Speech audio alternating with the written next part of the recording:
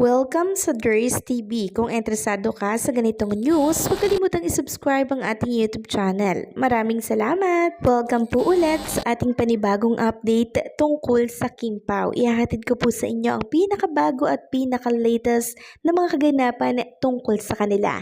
Kaya naman kung hindi ka pa subscriber ng ating channel, pindutin nyo na ang notification bell para lagi kayong updated sa mga balitang trending at napapanahon. So ayan, welcome back again sa ating YouTube channel mga kakimpaw, and for tonight's video, ang pag-uusapan natin ay tungkol pa din sa mga importanteng ganap na dapat nyo pong malaman tungkol kay Kim and Paolo Avellino. So unahin po nating pag-usapan itong favorite scene ni Paolo Avellino. Sabi kasi dito sa post ng isang fan, ito yung sinasabi ni Paolo Avellino na favorite scene niya na kinuha na actual talagang umuulan.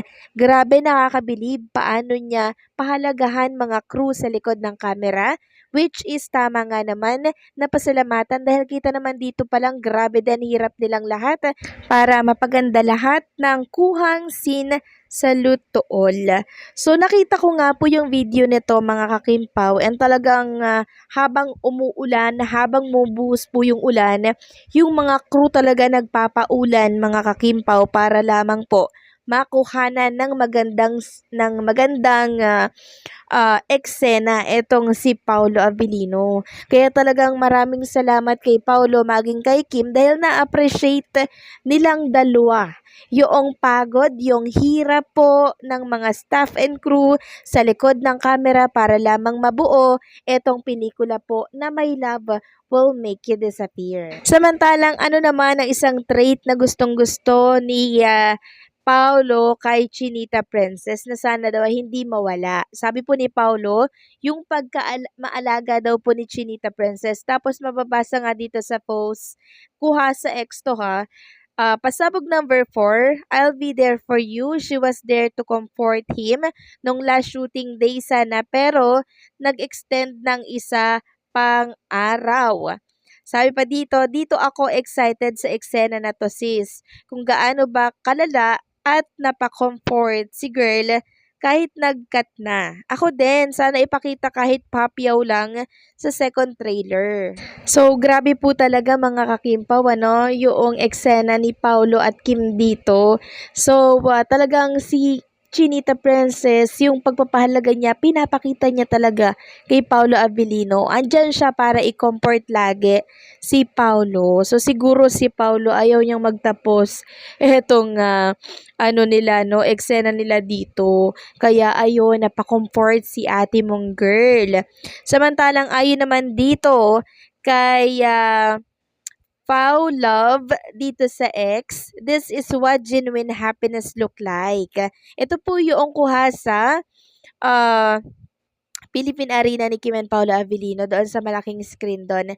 Sabi dito, I love it for you, Pao. As an OA, sobrang happy ko seeing you like that. You deserve to love and be loved in return. Huling sugal mo na to sa pag-ibig because this time, panalo ka na. I-claim na natin yan mga Kim Pao na si Kim ang una at ang huling babaeng mamahalin ni Paolo Avellino. And hopefully, sa simbahan na po talaga humantong ang relasyon nila. Sabi dito sa caption, may mga bashers akong nakikita at nababasa na kesyo daw ganto ganyan, napilitan lang manood ng bini si Pao. Ganyan ba yung itinang napilitan lang? Ang nene, ganyo talaga. Tapos nagbasa ako sa comment section ng post na yan. Sabi ng mga fan dito, ganyan naman ang mag-asawa. Mga asawa kung minsan napipilitan sa mga ganap na mga misis, pero masaya silang magkasama. Ang importante, napilitan man or hindi, masaya sila at masaya tayong pinapanood sila, period. Can't wait to see you on the big screen, Kimi and Papi Paolo. Congratulations to all of you. May nag-comment pa na may napilitan bang kahit si Direk Chad kasama at is an honor for Kim Pao. Pinagsigawan sila ng bini ang movie nila at pinalabas din ang trailer ng movie. So, ayan sabi pa ng isa, kawawa naman mga bashers. Laging sad. Ipagdasal namin kayo. Nood kayo ng My Love Will Make You Disappear, ha? Life is beautiful. Enjoy it to the fullest. Kim Pao inspire us. This couple is good-natured individuals kaya we love them. So add ko lang, life is too short kaya wag magpakabitter and syempre wag sayangin ng oras sa mga hindi naman kapaki-pakinabang. 'Di ba? Mag-enjoy na lamang at sumama sila sa atin at mag-enjoy na lang din sila since tayo ay in love at kilig na kilig sa mga pinapakita po ni Kim and Paolo. Tapos, mga kakimpaw, may nabasa po ako dito. Isa pa, sabi ng host ng Avante Tabloid, hindi mo daw pilit ang isang Paolo Avellino na gawin ang bagay na ayaw niya. I think lahat ng ginagawa ngayon ng isang Paolo Avellino at na-enjoy din niya for the love talaga for Kim Chu. Mga bashers na yan, hahanap at hahanap ng maibabash sa Kim Pao kasi inggit sa kasikatan ngayon. Yes, gusto nilang pabagsakin si Kim and Paolo Avellino pero habang pinapabagsak nila yung dalawa, lalo nga naman pong tinataas yung dalawa at lalong pinag-uusapan. So, ganyan talaga paghitik sa bunga, walang gagawin ng mga bashers, kundi pabagsakin ang mga bunga ni Kim and Paolo Avellino. Pero habang pinapabagsak nila yung mga bunga, may mga panibagong sumisibol naman, 'di ba, na mga bunga.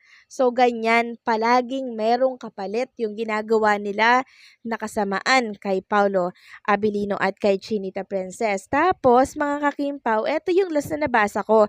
Sabi dito, I agree that Paolo loves Kimi so much. Engaged na daw sila. Doon ako na-shock mga kakimpaw. And then dami rin pong nag-react. 11 po yung nag-react dyan, no? Engaged na daw si Paolo at Kim. Abay, good news yan mga kakimpaw. Pagka ganyan po na-engage na ang dalawa, so ano pa ba yung next na aantayin natin? Di ang makasal na po sila. And mga kakimpaw, napaka-obvious naman po kay Kim and Paolo Avellino, hindi po ba?